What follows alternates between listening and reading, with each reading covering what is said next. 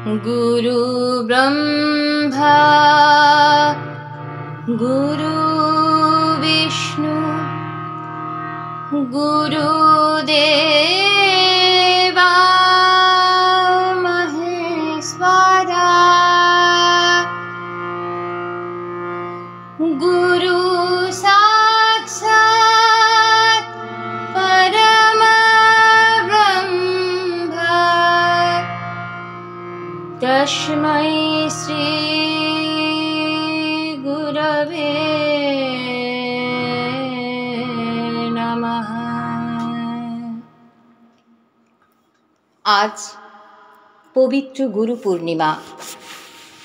आजकेर এই দিনে আমি প্রথমেই প্রণাম জানাতে চাই আমার পরম গুরু, আমার পিতা এবং মাতাকে। তাদের চরণে আমার প্রণতি। তারপরেই আমি সেই মানুষগুলি, আমার সেই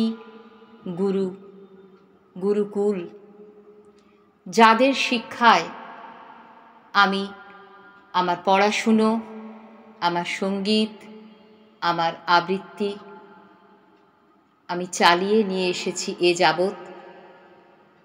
এখনও আমি শিক্ষার্থী, শিখেই চলেছি, শিখেই চলব আজীবন। আমার সমস্ত গুরুর চরণে আজকের দিনে আমার ভক্তি, শ্রদ্ধা এবং প্রণাম জানিয়ে আমার আজকের নিবেদন। কবি মল্লিকা সেনগুপ্তর লেখা নান্দিমুখ।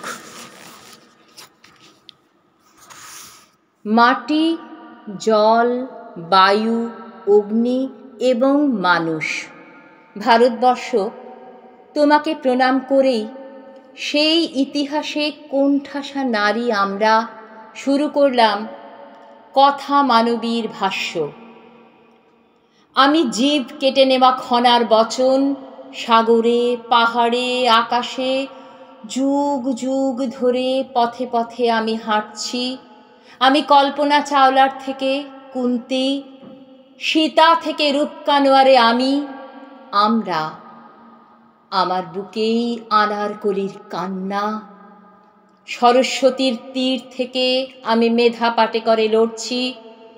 আদি মানবীর নাভিকুণ্ডলী থেকে সারোগেট জননী আমি দ্রৌপদী, রূপান বাজাজ আমরা। আমার বস্ত্রহরণ চলেছে হস্তিনাপুরে, হাওড়ায়। বুক ফাটে, মুখ ফোটে না আমার এখনো। পাটি তাড়িত পঞ্চায়েতের নেত্রী, গর্ভে নিহত কন্যা ভ্রূণের রক্ত, বছর বিয়নী মুখ ও বধির ঘরণী। বৃষ্টি আমি, আগুন আমরা প্রজ্ঞা, আইনে শিশুর অভিভাবক না আমরা। এই দেশটাকে গর্ভে ধরেছি, তবুও আশ্লেষে বুকে জড়িয়েছি এই মাটিকে। এর ঔরসে জন্মেছি ভূমিকন্যা। আমার দুঃখ দহন ভিতর কণিকা, ভালোবাসা জলে আমার স্নানের আরতি। শোনাতে এসেছি জনতার সভাকক্ষে নারীর ভাষ্য, কথা মানবীর ভাষ্য। তোমাকে প্রণাম করেই ভারতবর্ষ। হ্যাঁ, আমি কথা মানবী। ঋগ্বেদ থেকে 21 শতক পর্যন্ত আমার বিচরণ কাল। ইতিহাসের ছাই এবং ভস্মের মধ্যে নারী নামক যে আগুন চাপা পড়ে আছে, আমি তারই ভাষ্যকার। আমি আগুনের আত্মকথন। আমি কান্না পড়ি, আগুন লিখি, নিগ্রহ দেখি, অঙ্গার খাই, লাঞ্ছিত হই, আগুন লিখি। এই আগুন বেদনার প্রতিবাদের, আত্মমর্যাদার, ভালোবাসারও। আগুন মরে গেলে মানুষ মরে যায়। আগুনের কথাকারকে মানুষ সহজে মেনে নিতে পারে না, আমাকেও পারে না। মেয়েদের মুখ থেকে কঠিন কথা শুনতে অনেকে অস্বস্তিতে পড়েন। তাদের সঙ্গে আমার প্রায়ই দেখা হয়, তারা আমাকে আজব চিড়িয়া ভাবেন। দেখা হওয়ার পর, মেলামেশার পর তারা বলেন, ওমা, তুমি তো দেখছি টিপও পরো, খোঁপাও বাঁধো, কি আশ্চর্য, আমি তোমাকে অন্যরকম ভেবেছিলাম।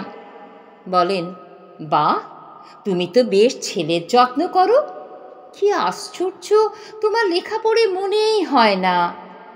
বলেন, আপনারা তো দেখছি যাকে বলে বেশ হ্যাপি কাপল, তাহলে আপনি ওরকম সব রাগি রাগি লেখা লেখেন কেন? বলেন, তুমি তোমার লেখার ঠিক উল্টো, নরম সরম কথা বলো, দেখেও নরম মনে হয়, অথচ লেখো গরম সরম। আচ্ছা আচ্ছা, আপনারাই বলুন তো, কথা মানবী কি কোনোদিন লিখেছে যে প্রতিবাদ করতে হলে টিপ পড়া চলবে না, কারো যত্ন করা যাবে না, কাউকে ভালোবাসা যাবে না? আমি তো বলি, ভালোবাসলেও যুদ্ধ করুন, দেখতে নরম সরম হলেও লেখাটা যেন গরম হয়, না হলে তো সমানে সমানে টিকে থাকা যাবে না। হে পুরুষ, হে আবহমানের সঙ্গী, যদি জিজ্ঞেস করো তোমার কাছে কি ব্যবহার আশা করি, আমি বলবো, মানুষের সঙ্গে মানুষের ব্যবহার, যেরকম পুরু বলেছিলেন আলেকজান্ডারকে, রাজার সঙ্গে রাজার ব্যবহার। তোমরা আমাদের ভালোবেসেছ, পীড়ন করেছ, মানুষ কিন্তু ভাবনি। আমি তো প্রতিবাদ করবই, তখনও করেছিলাম, সেই যখন আমার নাম ছিল কৃষ্ণা, দ্রৌপদী, যাজ্ঞসেনী।